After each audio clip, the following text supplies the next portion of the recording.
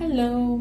સો મને બહુ જ બધી ઇન્ક્વાયરીઝ આવે છે અને ઇન્ક્વાયરીઝને જેની સાથે પણ હું વાત કરું છું એ લોકોનો એક કોમન જ ફિયર હોય છે કે અમે સોશિયલ મીડિયા પર્સન નથી ને અમે સોશિયલ મીડિયા માર્કેટિંગ નહીં કરી શકીએ.